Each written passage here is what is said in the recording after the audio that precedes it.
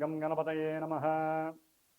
ఓం జ్ఞానానందమయం దేవం నిర్మలస్ఫటికాకృతిం ఆధారం సర్వవిద్యానాం శ్రీ హయగ్రీవముపాస్మహే.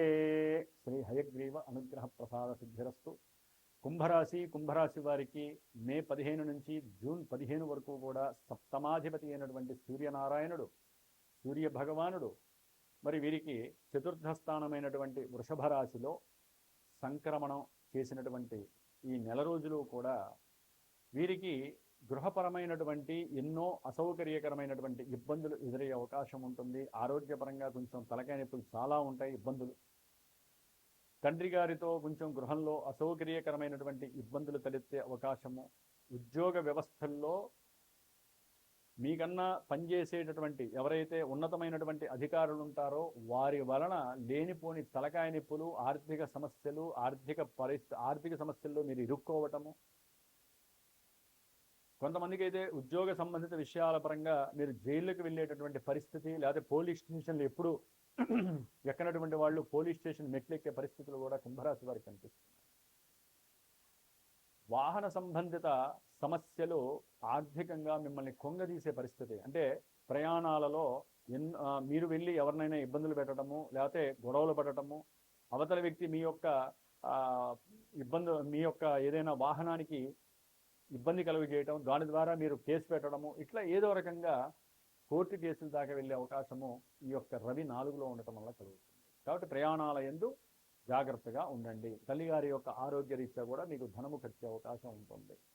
వ్యాపార భాగస్వాముల మధ్య కూడా అనుకున్నటువంటి అభీష్ట సిద్ధి, వ్యాపారంలో సరైనటువంటి లాభాలు లేక ఇబ్బందులు పడే పరిస్థితి కూడా కలుగుతుంది. అది కూడా మిమ్మల్ని సౌకర్యవంతమైనటువంటి జీవితాన్ని ప్రసాదించదు. శిరో సంబంధిత, నేత్ర సంబంధిత బాధలు మిమ్మల్ని ఇబ్బంది పెట్టడానికి అవకాశాలు ఎక్కువగా ఉన్నాయి. అట్లాగే కుంభరాశి వారికి చతుర్థంలో బుధుడు దాదాపుగా ఈ నెలాఖరు వరకు అక్కడ ఉండడం ద్వారా విద్యార్థులకి చక్కటి విద్య యందు ఆసక్తి ఎక్కువగా ఉంటుంది.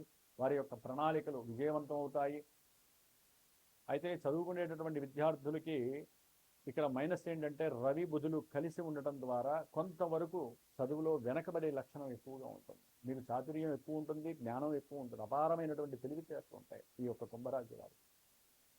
అయితే రవితో కలిసినటువంటి బుధుడు యోగాన్ని ఇస్తున్నప్పటికీ రవి మంచివాడు కాదు. కాబట్టి ఈ రాశి వారికి చదువులో ఎక్కడో అక్కడ అనుకున్న స్థాయిలో వీరు మార్కులు సంపాదించలేరు అని మాత్రం చెప్పుకోవచ్చు. కొంతమంది వాహనాన్ని కొనుక్కోవచ్చు బుధుడి కలవడం ద్వారా, వాహన యోగం ఉండొచ్చు, లేకపోతే గవర్నమెంట్ వాహనంలో ప్రయాణం చేసే యోగం కలగచ్చు. వ్యాపార రీత్యా ఏదైనా సరే మంచి ఏరోప్లేన్స్లో ప్రయాణం చేస్తూ ఆనందాన్ని అనుభవించడం కలగజేయచ్చు. ఇట్లా ఎన్నో రకంగా అనుకోకుండా ఆకస్మికంగా కొన్ని యోగాలు, వాహన యోగాలు వీరిని తరింపజేస్తాయి. మంచి విద్యాభ్యాసం కూడా కలగడానికి కొంతమందికి బుధుడు పనిచేస్తున్నారు. అట్లాగే 5లో ఉన్నటువంటి గురుడు, శుక్రుడు విపరీతమైనటువంటి రాజభోగాన్ని, రాజయోగాన్ని కలుగజేస్తున్నారు. జూన్ 2 వరకు కూడా ఈ గురు శుక్రుల యొక్క కలయిక అత్యంత యోగదాయకము. గృహయోగాన్ని, వాహన యోగాదుల్ని, సంతాన యోగాదుల్ని, అనుకున్నటువంటి అభీష్ట సిద్ధిని కలుగజేస్తూ ఏదైనా సరే ఆర్థికపరమైనటువంటి సమస్యలు ఉంటే ఆ సమస్యలు కూడా, కోర్టు వ్యవహారాలను కూడా గట్టెక్కించే పరిస్థితి జూన్ 2 వరకు ఉంటుంది. జూన్ 2 తర్వాత గురుడు ఎప్పుడైతే మారుతాడో వీరికి ఉద్యోగపరంగా అయితే కనుక చాలా అభీష్ట సిద్ధి నెరవేరుతుంది. కొంతమంది బ్యాంక్ ఉద్యోగాలు వస్తాయి, కొంతమందికి ఏదైనా సరే రియల్ ఎస్టేట్కి సంబంధించిన దాంట్లో అయితే కనుక ఉన్నతమైనటువంటి పదవిలోకి మిమ్మల్ని మార్చే అవకాశం ఉంటుంది. అదే సమయంలో తల్లి యొక్క అనారోగ్య రీత్యా కొంత ధనాన్ని ఖర్చు పెట్టే పరిస్థితి ఉంటుంది, ప్రయాణాలు చేయవలసి ఉంటుంది కుంభరాశి వారు. ఉద్యోగాల్లో కూడా కొంత ఆర్థికంగా నష్టపోయాల్సిన పరిస్థితి ఉంది. ఎందుకంటే షష్ఠమ గురుడు ఇప్పుడు షష్ఠమ గురుడే కాబట్టి ఆయనకి ఉచ్చస్థితి కాబట్టి ఉద్యోగాదుల్లో ఎదుగుదల ఉంటుంది. శుక్రుడు గురుడితో కలిసి షష్ఠమంలో జూన్ 8 వరకు ఉండటం ద్వారా చదువుకునేటటువంటి విద్యార్థులకి కొంత తల్లి యొక్క ఆరోగ్య రీత్యా అనారోగ్య బాధల వలన వీరు కొంత మానసికంగా డైవర్ట్ అయ్యే పరిస్థితి ఎక్కువగా ఉంటుంది. చదువులో అనుకున్న అంటే ఉన్నతమైనటువంటి చదువులు చదువుకోవాలి, విదేశాలకు వెళ్ళాలి, చదువుకోవాలి, అక్కడ ఉద్యోగం చేయాలి, విపరీతమైనటువంటి గృహాలు, మంచి వాహన యోగాదులు పొందాలి అని మానసికంగా జుగుత్సుతో ఉన్నటువంటి వాళ్ళకి కొంత ఎక్కడో తేడా జరిగే అవకాశం ఉంటుంది. ఎందుకంటే శుక్రుడు 6లో ఉండడం షష్ఠ దోషము అంటారు, దీన్ని గృహషట్క దోషము అంటారు. ఇది ముహూర్తాల పరంగా ఉన్నప్పటికీ ఇక్కడ కూడా ఆయన పూర్తిగా బలహీనంగా ఉన్నాడు. మరి ఈ కుంభరాశి వారికి శుక్రుడు బలమైనటువంటి వాడు. కాబట్టి మీరు ఏం చేస్తారంటే శుక్రుడికి సంబంధించిన అధిష్టాన దేవత లక్ష్మీదేవి ఆరాధన చేయండి. వ్యాపారం కావచ్చు, లేకపోతే పెళ్లిళ్ళు కావాల్సిన వాళ్ళు పెళ్లిళ్ళ గురించి కావచ్చు, విద్యార్థులు కావచ్చు, ఉన్నత విద్య గురించి అభిజించే వాళ్ళు కావచ్చు, గృహయోగాలు, గృహలక్ష్మికి సంబంధించిన స్తోత్రం చదవండి, భూలక్ష్మికి సంబంధించిన యోగం చదవండి, ఏదైనా స్తోత్రం చదవండి, కలిసి వస్తుంది. లక్ష్మీనారాయణ స్తోత్రం అయితే ఇంక తిరుగులేదు. కాబట్టి ఆరోగ్యపరమైన సమస్యలు కూడా మిమ్మల్ని ఆర్థికంగా నష్టపడచ్చు, జాగ్రత్తగా ఉండండి. ధనపరంగా ఏదైనా అప్పులు ఏదైనా ఉంటే కనుక మీకు ధనం కలిసి వచ్చి, ఉద్యోగరీత్యా కలిసి వచ్చి మీరు ఆ అప్పుల్ని తీర్చేటటువంటి పరిస్థితులు కూడా కనిపిస్తున్నాయి. తల్లి తండ్రి ద్వారా ఏదైనా మీకు ఆస్తి కలిసి రావడం, దాని ద్వారా చక్కటి గృహాలను కొనుక్కునేటటువంటి పరిస్థితి కుంభరాశి వారికి కనిపిస్తుంది. అయితే ఈ కుంభరాశి వారికి ఏలినాటి శని దోషము మాత్రం తీవ్రమైనటువంటి ఆర్థిక సంక్షోభాన్ని కలుగజేస్తుంది. కుటుంబంలో మనశ్శాంతి అనేటటువంటి ఉండదు. పెట్టిన ప్రతి పెట్టుబడి కూడా నష్టాన్ని కనిపించేటటువంటి పరిస్థితి. గృహాన్ని ఛిద్రం చేయటం, గృహంలో మానసిక ప్రశాంతత లేకపోవడం, చేసే ఉద్యోగంలో కూడా ఎప్పుడు ఏదో రకమైన సమస్య, మానసికంగా వీళ్ళు ఏది చేద్దామన్నా ఎదగలేని పరిస్థితి. అదే రకంగా కుంభంలో ఉన్నటువంటి రాహువు, సప్తమంలో ఉన్నటువంటి కేతువు, భార్యాభర్తల మధ్య, అట్లాగే వ్యాపార భాగస్వాముల మధ్య, సంఘంలో కీర్తి ప్రతిష్టలు ఇవన్నీ దెబ్బతినే పరిస్థితులు, వీరి మధ్య అనురాగము ఆప్యాయత తగ్గే పరిస్థితులు కనిపిస్తున్నాయి. కాబట్టి వీరు సుబ్రహ్మణ్య ఆరాధన చేయండి, హనుమంతుడి వారి యొక్క ఆరాధన ఎక్కువగా చేయండి. సూర్యారాధన వలన కాస్త విద్యార్థులకి, అట్లాగే ఎవరైనా రియల్ ఎస్టేటర్స్కి, తండ్రిపరమైన విరోధం ఉన్నటువంటి వాళ్ళకి, వ్యాపారంలో నష్టాలు కనిపిస్తే వాళ్ళకి కాస్త సూర్యారాధన చాలా విశేష యోగాన్ని కలుగుతుంది. వీరిలో చెప్పుకోవాల్సినటువంటి విశేషం ఏంటంటే ఈ యొక్క మాసంలో కుజుడు 3వ రాశిలోకి మారడం వలన వీరు స్వయంకృతంగా ధైర్యంతో, సాహసంతో వేసే కొన్ని స్టెప్స్ వీరికి మంచి ఉత్సాహాన్ని, ప్రేరణని కలుగజేస్తున్నారు. కుజుడు 3వ స్థానంలో ఉండడం ద్వారా వీరి యొక్క ధైర్యము, వీరి యొక్క పరాక్రమము గుర్తించి ఉద్యోగంలో మంచి పొజిషన్స్కి వెళ్ళే పరిస్థితి కుజుడు ఇస్తున్నారు. వీరు తమంతట తాము సృష్టించుకుంటూ ఉంటారు ఆ సిస్టమ్. ఈ యొక్క కుజుడి యొక్క దృష్టి గురుడి మీద పడడం ద్వారా ఉద్యోగంలో పొజిషన్స్ పెంచుకుంటూ, వారి యొక్క ధైర్యంతో ఎప్పుడూ మాట్లాడినటువంటి వాళ్ళు కూడా ఈ పని నేను చేస్తాను సార్ అని చెప్పి వారి యొక్క ఉద్యోగస్తులతో మాట్లాడటము, దాని ద్వారా వారి యొక్క ఔన్నత్యం పెరగడం ఈ కుజ భగవానుడు ఇస్తున్నారు. కాబట్టి కొన్ని గ్రహాలు ఈ విధంగా ఉంటాయి, కొన్ని గ్రహాలు ఆ విధంగా ఉంటాయి.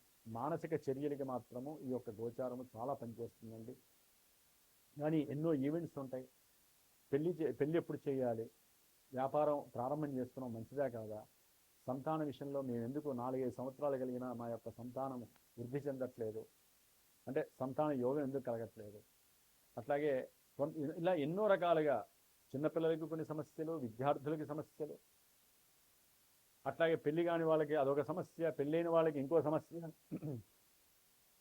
కుటుంబ ఆర్థిక సమస్యలు.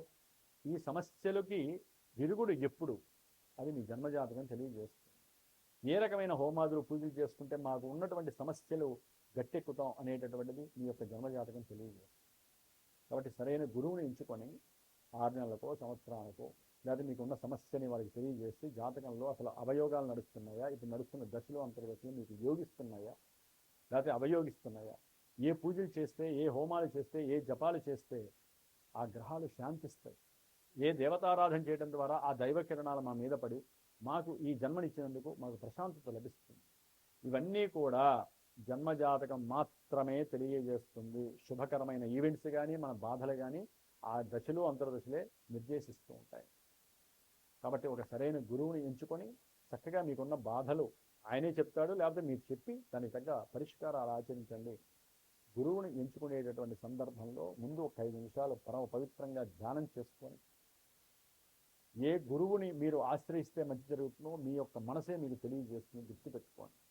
ఎందుకంటే అది కూడా చాలా విశేషం అండి. సరైన గురువు ద్వారా మీరు సరైన పూజలు చేసుకోవాలి, సరైన జాతక అన్వేషణ చేసుకోవాలి. మీ జాతకాన్ని మీరు తెలియజేసుకోవాలంటే అది కూడా గ్రహాలలో గురువు మాత్రమే ఇవ్వగలుగుతారు. కాబట్టి ఈ విధంగా కుంభరాశి వారు మాత్రము తప్పకుండా వివాహ యోగ్యత కలగాలన్నా సుబ్రహ్మణ్యేశ్వరుడు యొక్క హోమం చేయించుకోండి, కళ్యాణం చేయించుకోండి. ఏలినాటి శని ప్రభావం పోవాలంటే శని మృత్యుంజయ పాశుపత హోమాన్ని చేయించుకోండి, లేదా జపం చేయించుకోండి.